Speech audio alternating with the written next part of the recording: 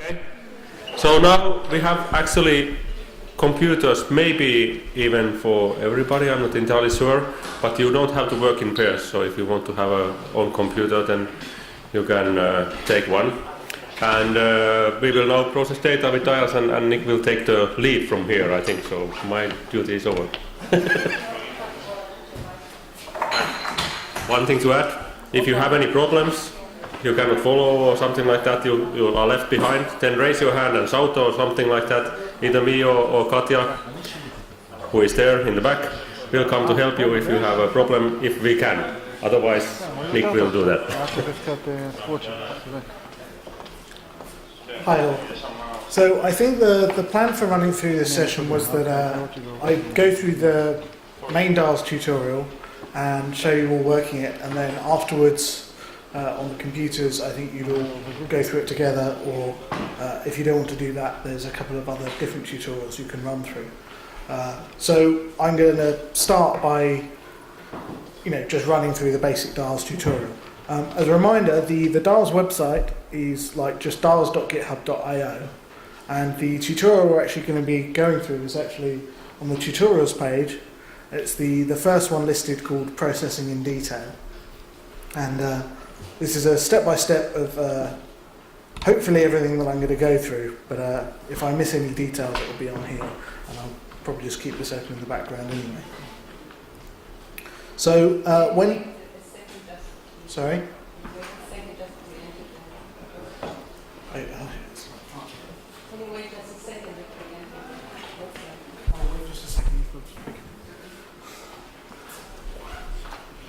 I said if you just go to the main one, which is there, and then you can follow the link on tutorials. So you don't need to remember the whole address. Huh? Okay.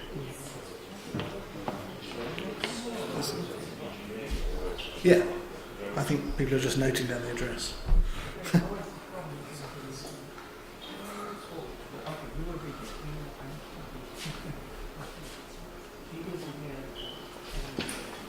And if you're having trouble, we can come and make sure that we've got the address right later when we go through that. So the system you're going to be using on the laptops is a little different from what I'm using here. Certainly the way you log in is different, whether you're through VNC or extern. But when you log into the terminal, what you'll end up looking at is something a bit like this. So it'll have whatever username you're logged in at Collider, and then a little tilde there. Now, is anyone not at all familiar with the command line? We need to go to mobile.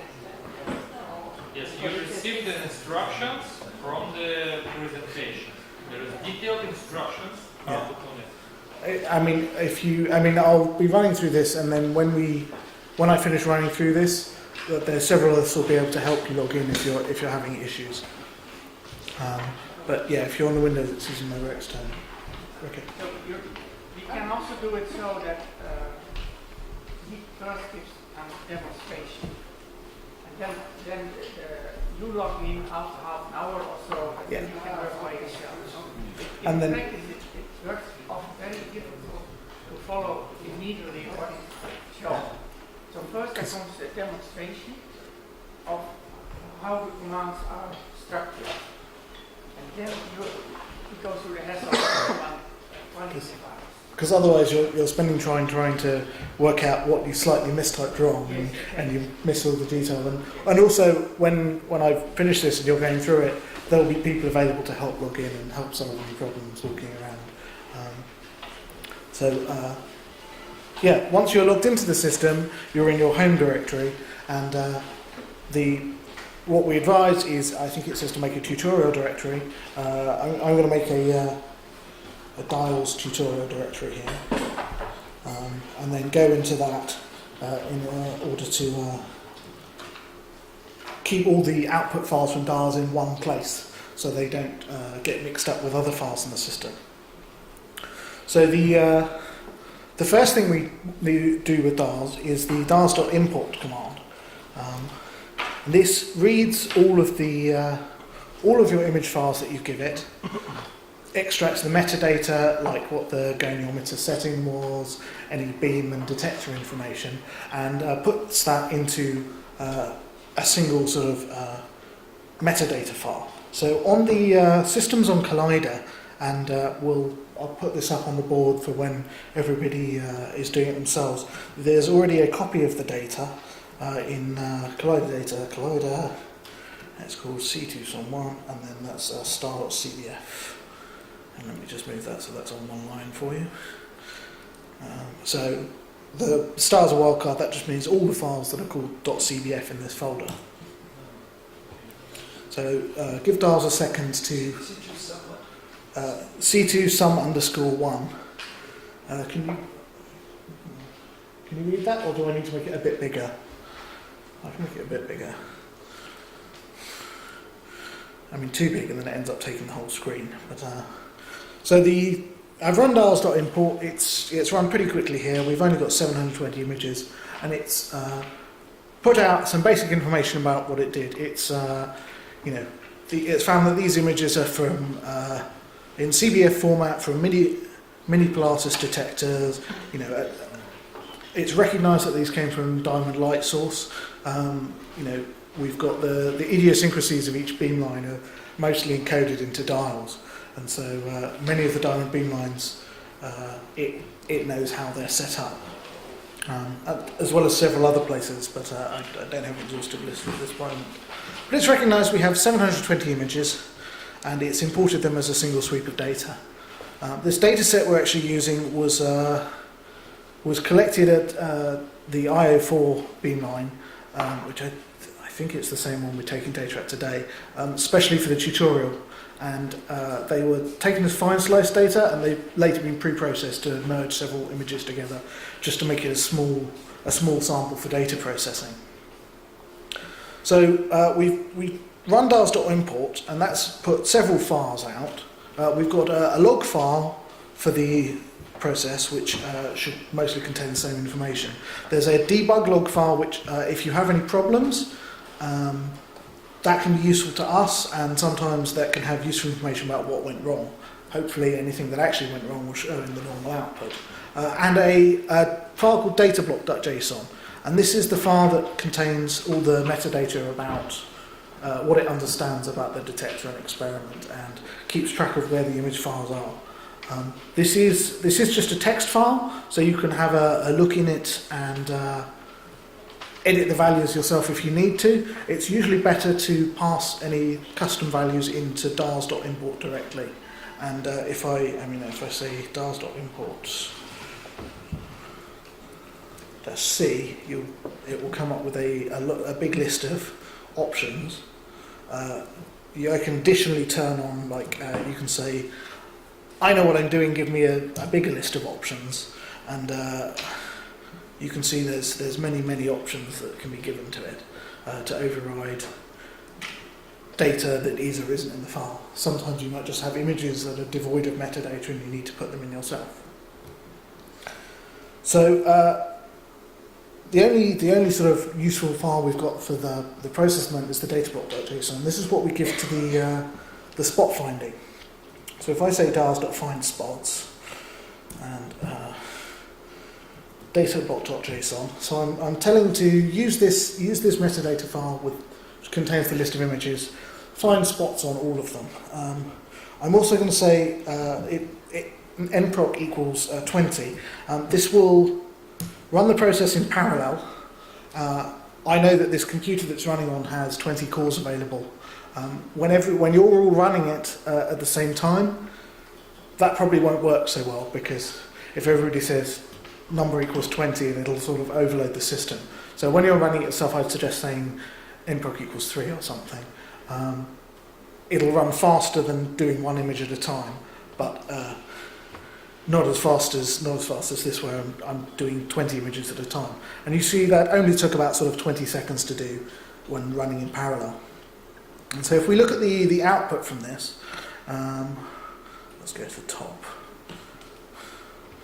So the first thing it does is it tells you what settings you've changed, which we just changed the multiprocessing settings. do 20. Tells me what my input was, which is the data block. Summary, and then it starts doing the spot finding process. As it goes along, you'll see it's printed a summary of how many spots it's found on each image. And if we go all the way to the end, it gives a sometimes helpful, sometimes not so helpful, sort of ASCII histogram of the spots. Here you can see it's sort of pretty evenly found the same number of spots on each image. We don't need to, well, yeah, here we go. You can also see the spot filters, which are configurable. It's removing anything smaller than 3 and removing anything larger than 100, which there aren't very many of. But very small spots could be just noise. We don't have to take the output, just believe it straight off. We can have a look and see what it's actually doing ourselves. And maybe I should have looked at the images beforehand, because I always say that nobody ever looks at their data first. So we've got an image viewer, so DIALS.image viewer, and then you give it the metadata file, but additionally we've got an extra file now, as well as the log files from Find Spots. It wrote out a strong.pickle file. And if you remember the talk, pickle files are the reflection tables. So whereas the data block, or anything called .json, contains metadata, the reflections are actually in the strong.pickle. If you know Python programming, this is just a standard Python pickle, and you can read it in and pull information or run your own algorithms on it as you'd wish. But so let's run DIALS.image viewer with the data block and with strong.pickle. So strong.pickle contains the very basic at the moment listing of the spots it's found, the intensity that it found, but that's just the intensity of the peak pixels at the moment. It's not properly integrated. So here we've opened the image viewer. You can see the diffraction image. Here we see that it's a list of every image in our data set. We're just looking at the first one at the moment. And you've got a settings panel on the right. Probably the most useful control here is the brightness, which you can adjust so that you can see your spots properly, which are somewhat hidden at the moment from. Let's draw that. There we go. So this is, I've just turned off all the extra metadata which the spot finding has added, and so you can adjust the brightness so that you can actually see your spot data. And I'm going to try and zoom in. This mouse doesn't have a wheel; it's a finger scrolly. So you can zoom in and out. And you can see the individual spots are on the image. So it's a lot easier to just do that. There we go. So if I turn this back on, we can see what the spot finder has decided about any given spot. So let's find one here. So here, the spot finder has decided that there's a reflection. All of the green dots are where it's decided a pixel is part of the reflection's peak. The pink dot is the highest intensity pixel, which if you look at the that's off. There we go. So if you look at the status bar at the bottom, it tells you where you're looking, but it also tells you what the counts are in the box that you're looking at. So you've got an intensity of 710 there. It's decided that was the peak. The blue box is what it thinks the bounding box of the spot is, and the red is the centre of mass. And this is calculated a little more accurately than the highest peak.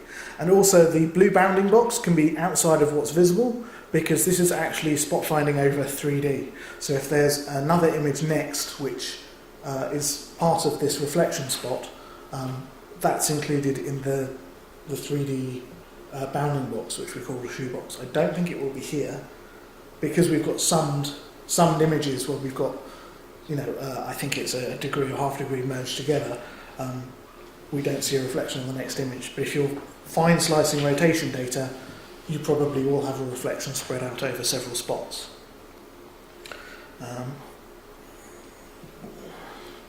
while I'm looking at the image viewer. So this is the default settings for the spot finding work perfectly well for Pilatus data because it assumes a sort of level Poisson background. This can sometimes not be appropriate for, say, CCD data. And using the image viewer, you can experiment around with the settings for the spot finder. You can change the thresholding, how many sigmas it's looking for. You can also preview each of the stages of spot finding, which I showed you earlier, so we can see the sort of averaged mean. And you can see with the kernel size, it averages over a 3x3 area around every pixel. If we wanted to extend that, we could make it larger. And you can see that the averaging gets into a larger box, and this could help if it's very noisy. Probably the most useful of these is the threshold. That shows you everything that's a spot here is something that has passed the rest of the spot finding, excluding the size filter. So it'll show even very small spots, which are then further cut out. But it's a very useful display because if you want to know what will physically be picked up by the spot finding, you can change your settings here. Gain in particular can be useful for the CCDs. So let's move on from this. So we've got the spots found. Let's look at another tool which we've got, which is the reciprocal lattice viewer. And we pass this the same information, the metadata file and the strong spots file. And it takes all of the found strong reflections from all of the images and plots them in reciprocal space. So if I constrain this here just to one image, let's say 0 to 1, you can see that this is the... Let's make this a bit bigger. There we go. So you can see there's a slightly curved shape, and that's a single image, which is a single slice of the Ewald sphere, which has been back projected from the flat plane of the detector to where it would appear on the sphere. And then I can increase the number of images I'm plotting, and you can see that whichever axis is the right axis. It's this way, isn't it? Show rotation axis. There we go. That's why. You can see as I'm including more images, I'm sampling more area of the Ewald sphere.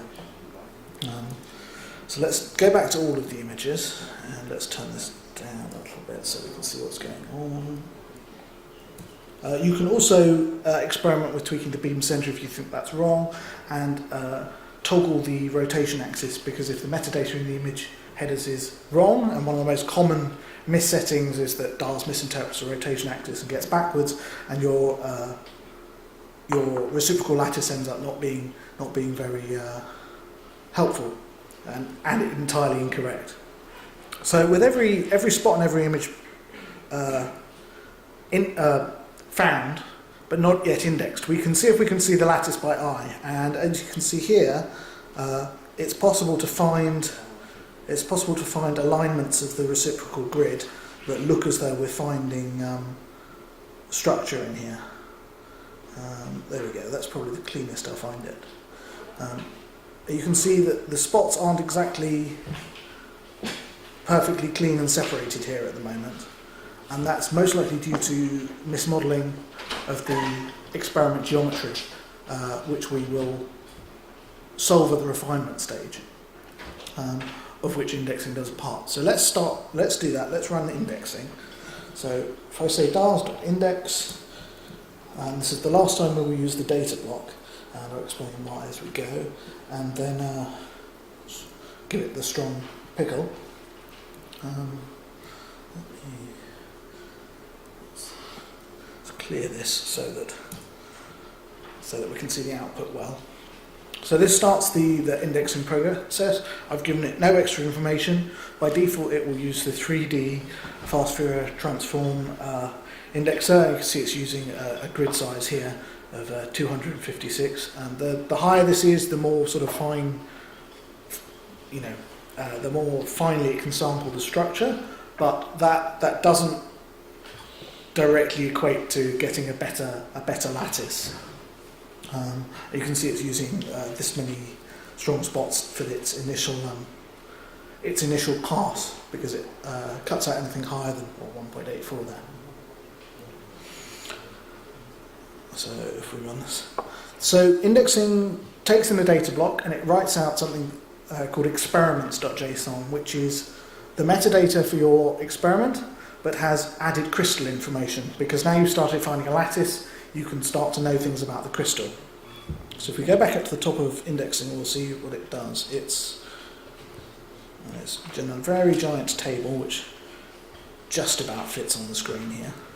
So it's run the transform, and then it's decided that there's a whole load of candidate lattices. And then from these, it scored them and decided the best one to use, which it doesn't say at this point. So it works from that, and then it starts a refinement process. So it'll assume the crystal that it's found is the best fit, cut out a lot of the data just to use the data in the high resolution data. I think that's the demon step. That seems to have gone away. Okay, so it starts using just the low resolution central strong spots, and then it tries to optimize the difference between where your actual spots have been found and where it thinks they should be found, given that the crystal that it's decided is the best option. And that's what's going on here. So you can see with every step the RMSDs, which is measuring millimeters of difference between the prediction and the spot, it's tweaking all of your detector, unit cell orientation and beam direction parameters to try and make that fit better. And you can see by the end of this refinement cycle, it's dropped from 0.5 millimeter to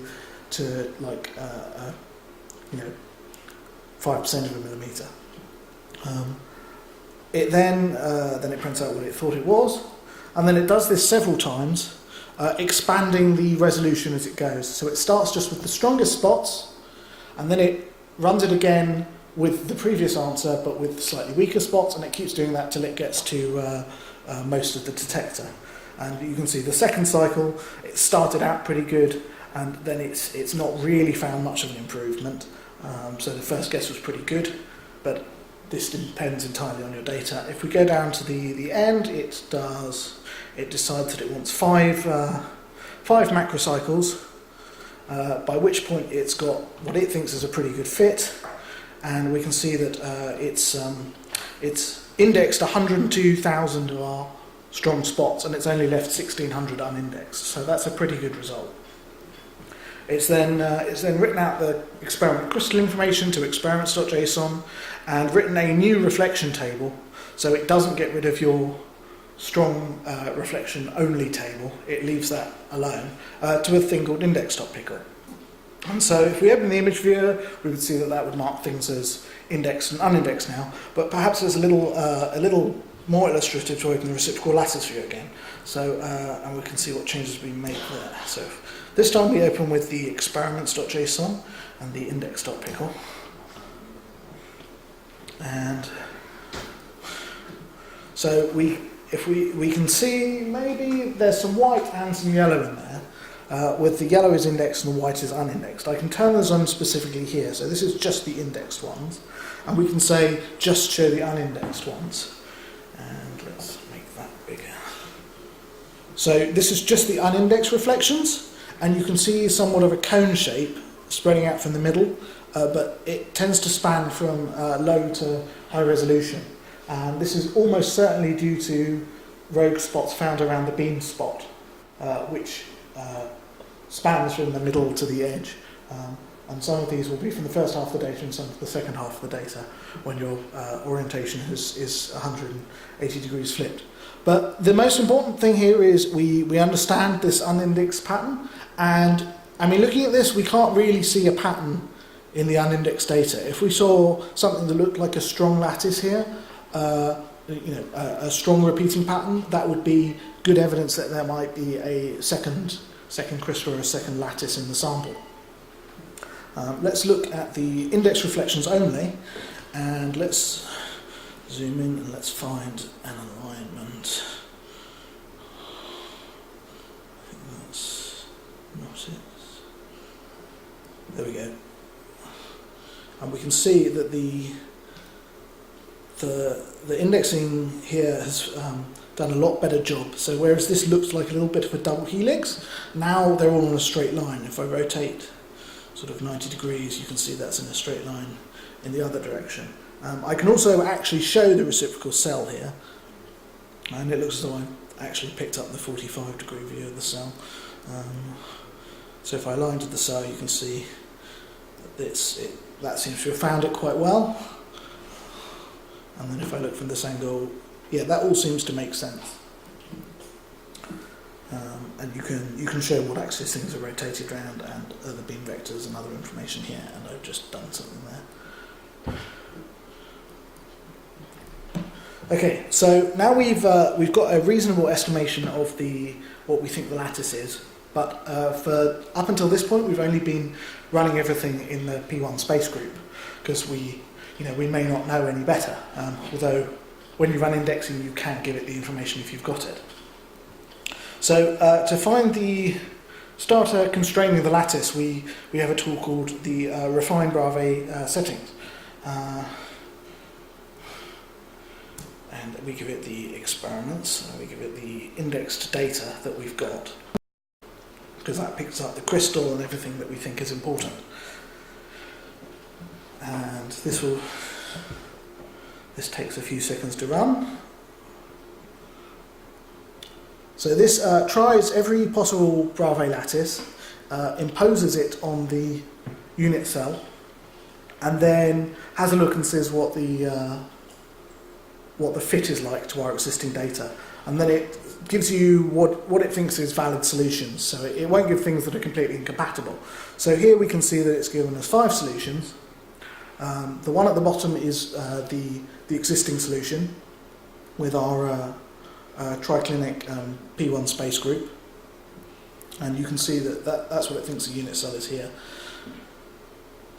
Which is the same as what came out of indexing. But it's also suggested to us that another possible solution is this monoclinic centered solution here, where you can see that A and C is fixed to 90 with these unit cells.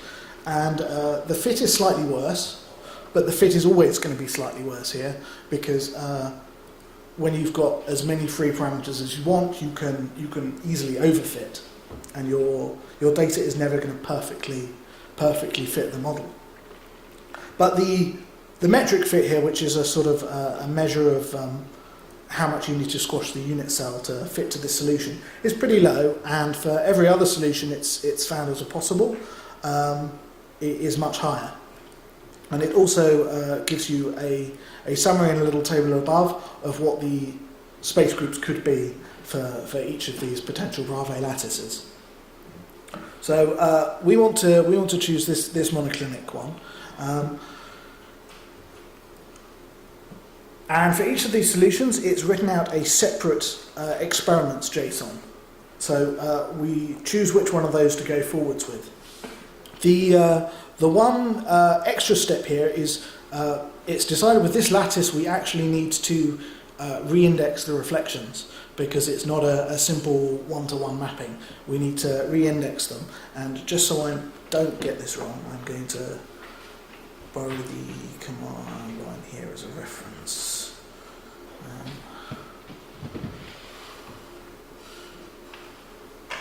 Here we go. It's asked us to re-index, and we do that with the DIALS.reindex command. We give it the data file that we want to re-index, which is index.pickle.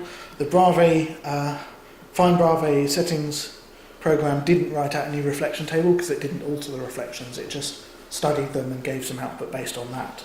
And then we want a change of basis operation equals, and then we just copy out of the table. So we want a plus b minus a plus b c. So this has then applied that to the reflections table and written out a new reflections table. In most cases it will try to avoid overwriting the input reflection table so that you can study the steps along the way. Can you also specify space nodes? If you know the space group, you can give that to indexing right away, and then it will index properly with that space group, and then it'll index in that space group. But because it's indexed in P1, and you've decided that this other lattice configuration is better, you then need to re-index into that. Whereas if you give it the information at the start of indexing, it'll index it properly. It's just because we've decided halfway through, actually adding these constraints makes a lot more sense. It looks as though it's monoclinic, not just P1. So the next step,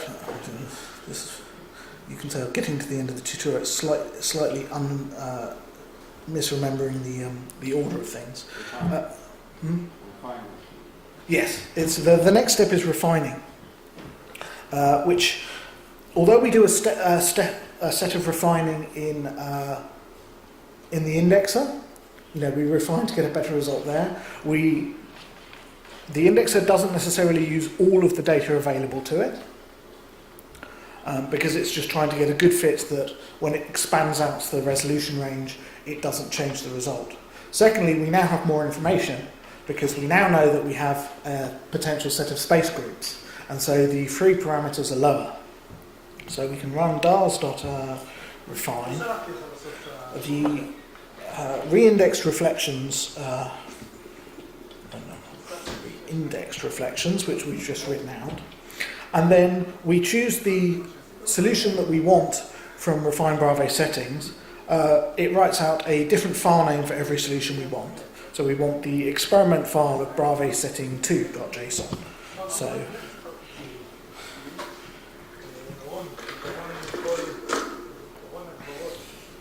So this prints out some summary information, then we'll run through the refinery, but taking into account the new constraints.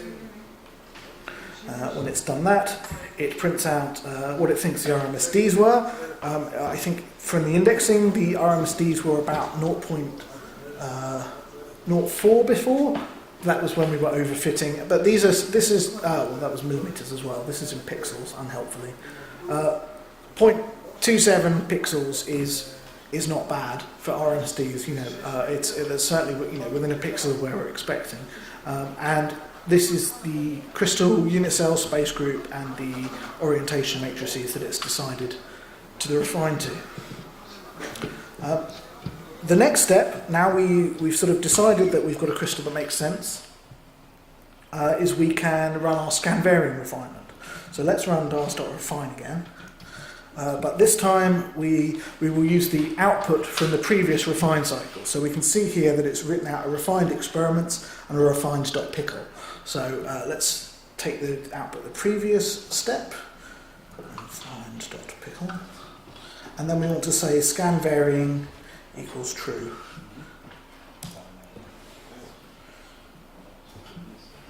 So as I mentioned earlier, the scan varying, it will block the data up into, by default, 36-degree chunks, although that's of course configurable with a parameter. Do the refinement for each of those separately, and then interpolate the crystal model between them. Because it's blocking it up into chunks, this takes a little bit longer to run.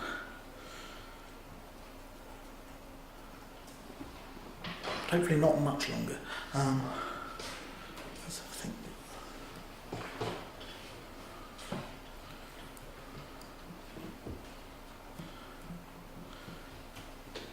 There we go. So there we go. 45 seconds for this one. Now, to see the result that we've got from that, we can generate a DIALS report. So let's DIALS.report, and we want the refined experiments. Because we've run refine again, it's rewritten to the same output files. So this has replaced the previous step, and refine.pickle. So this has written out a file, an extra file, and we see we've got lots of different files and logs appeared now, called DIALSreport.html. And so if I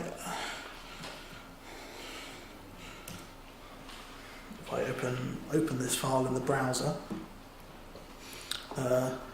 you can see that it's printed the whole crystal information here, including what it thinks the space group is, what the unit cell was. You can click on each of these tabs, it will give you a summary of what it thinks your experimental configuration is, and this is, includes the results from refinement. As well as many other summary plots that I sort of quickly showed you on the slides, like your spot counts and summaries of that. It also prints out an analysis of the scan varying parameters, so the results from this analysis. And you can look over these graphs and read the numbers off directly. And although there's a bit of wobble here, if you look at the absolute scale, it's tiny fractions of the value. You will always see some wobbling here because if there's nothing to fit, it'll sort of slightly overfit it. You're saying 93.04 to 93.06 for your beta angle here, and that's not at all a problem. And that's entirely what you'd expect from errors. So we can see that there doesn't appear to be any sort of problem here. But if you've got radiation damage, you'd possibly be able to see that in the spot counts, which is often the easiest way to see it earlier. But also your cell volume could be getting increasing, getting damaged, parameters changing. Do you see that routinely, that radiation damage? Sorry? Do you see that routinely? Cell damage change from radiation? We don't see it a lot because generally you know if you've got a badly radiation damaged sample before you get to this stage. Because if you've got radiation damage, normally you've set the beam far too high and you're killing your crystal, and you'll see your spot counts just sort of drop off to nothing halfway through. And if you've got that sort of data set, then you very rarely. It's very rarely unexpected. If you usually know by this point whether you've got radiation damage. But if you're looking at an entirely unknown data set, then this can be a useful indicator. There can also be, it doesn't have to be radiation damage. You could have a small slip on the goniometer, say, and the crystal orientation could slightly change halfway through, and that would, which is being analysed here, and that would show a sort of a big shear, but it would be able to handle that up to a certain extent. I mean, if your orientation completely changes or the crystal breaks in two, there's only so much you can do. So we're happy with the refinement. We've got our model. What we want to do next is we want to integrate the spots and get them ready for writing out to the scaling and space group finding tools. So let's do the next stage. We want to DIALS.integrate, and then we want the results from the previous refinement stage, which was the refined experiments and refine.pickle. So because these ones contain the most information that we've worked out as correct. Let's just reset this. Oh, and then I'm going to say nproc equals 20 to make this faster, because integration takes quite a while to run. And what this is doing is it's opening every single image file and all of its neighbours, reading out in detail every potential reflection, not just the ones that you found, and analysing each of those with the profile modelling and doing background modelling on those. And so this takes a little bit of a while. As you can see that it's predicted 368,000 reflections, and it's picked up 90,000 of our reflections as a subset of that. And so this will go through everything. Let me see if there's anything I could cover one.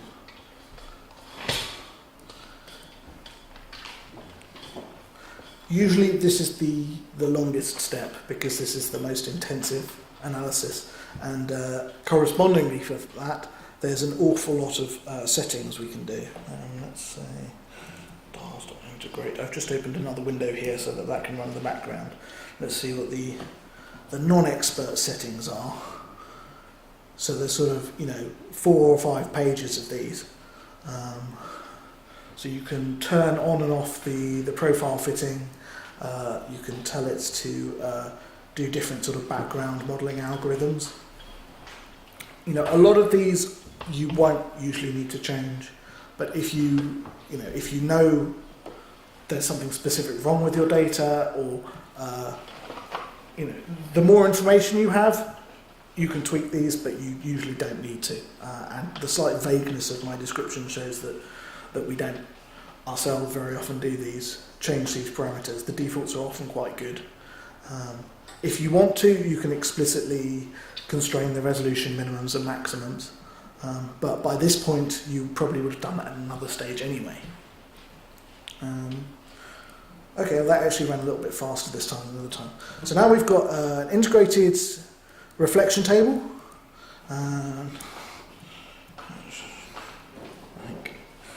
And it's written 123 megabytes of reflection table out. And if we look at the image viewer now, with the post-integration steps, we can see exactly where all the reflections are. Now it includes not only the ones that we found initially, but it's included everywhere that it thinks there could possibly be a reflection. Which in many cases in our data here, there appears to be nothing there, but there could be a very weak signal, or missing reflection can tell you about the space groups. From here, you've pretty much done with DIALS. So you can say DIALS.export the reflection table and the integrated experiments. By default, this will write out an MTZ file. Let's have a look. I think there's a format. So we can, format MTZ, Nexus, NMSIF, MOSFIL, Next.js, BEST. Formats for many different frameworks and downstream analysis tools. And each of these have their own. Sometimes have their own options. A few of them are more well developed than others. And because I can't remember the exact syntax for aimless and pointless, okay, let's just do that. So let's run pointless. Does the program also print out mosaic? Sorry? You also get information about the mosaic. I can't remember where it gives you information on that. Must take it into account somewhere. I will find out where it gives you that. Let's run these, and then we can do the log all at once. There we go. That seems to work.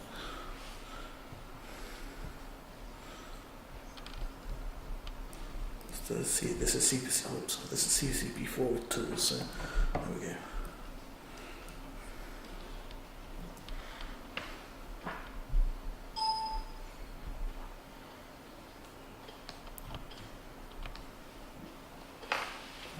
So if let's open the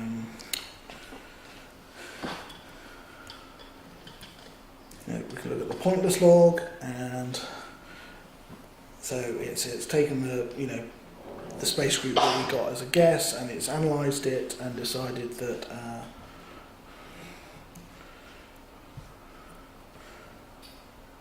it's decided that this is an appropriate space group. So that was good. Pointless also works out the centering, whereas we just had a Bravais lattice before that we were certain about. Pointless works out what the centering and gives us an actual space group. And then if we look at let's open this aimless log with log view, which is a CCP4 tool, and then aimless gives you lots of other information,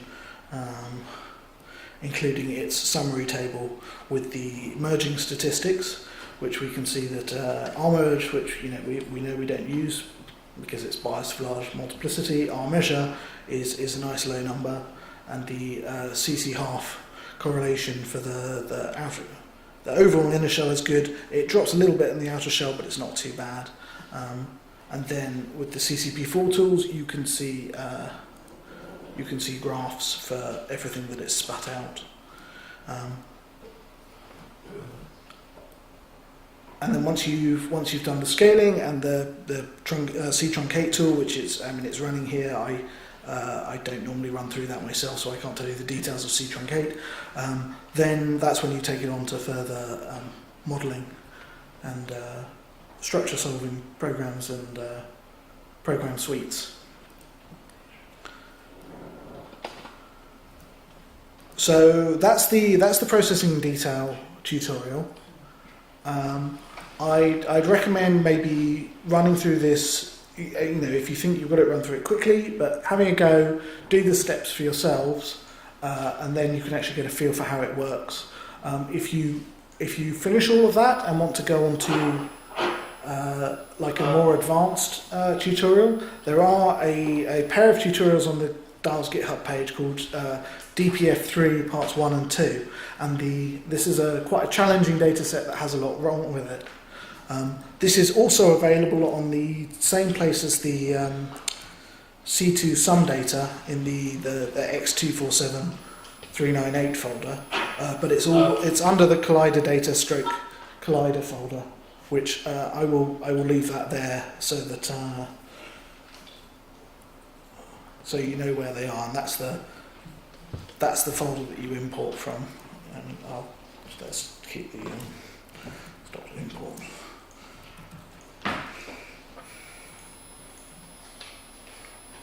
So that's what the first step would be for the data here in the folders that it's been stored for you.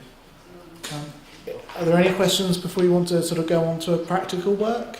We'll be available. I'll be available for questions, as will Katya and Neil and anyone else, I guess, who knows what they're doing and wandering around. Nick, as these guys are using DSRF and it might make sense to show them how to change the rotation direction for the goniometer. Because I know our CDX have that in place, but I don't know if VSRF output does. I know how to do it in the UI. I will double check how to do it. I don't want to give wrong information. It's at the start. It's at the start. I can't remember the name of the X thing, or the exact thing, or whether it's exactly an import or find spot. But I will find out the name of the parameter. Because at Diamond we're sort of, because we've got everything fine tuned ourselves, we almost never use that flag. It's left my memory. It's in the image headers of Diamond, so yeah. as long as your integration program reads the image headers properly, that's all taken care of. Even the I-24 vertical goniometer, that's defined in there as well. But the SRF, I know from memory they used to rotate the opposite way. Or something was a different direction. That's not on the basic thing.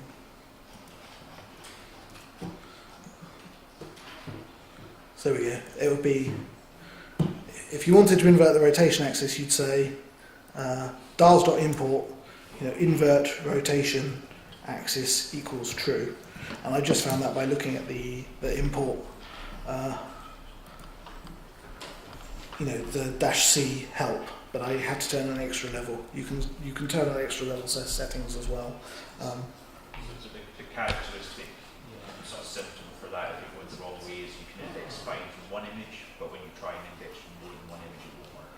Yeah, and the toggle on the reciprocal lattice viewer to turn this on and off if you have a look at nicely indexed good lattice data and then invert it, you can very clearly see the problem that it causes.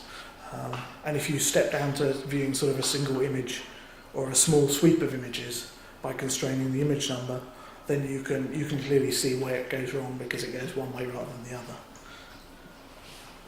I was going to leave that up here.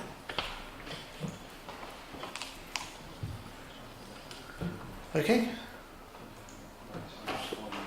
Right. So if you're not sure how to log on to the Collider terminal on the laptops, you should have had a printout in your blue bags of the computing presentation that was made yesterday, and that has a page quite near the beginning that tells you how to use MOBA extern. Once you're in, you shouldn't need to worry about that very much, but it's also got a list of your student IDs. I think originally there was supposed to be 2 people to a computer, but it looks as though we have enough computers and people that may not be necessary.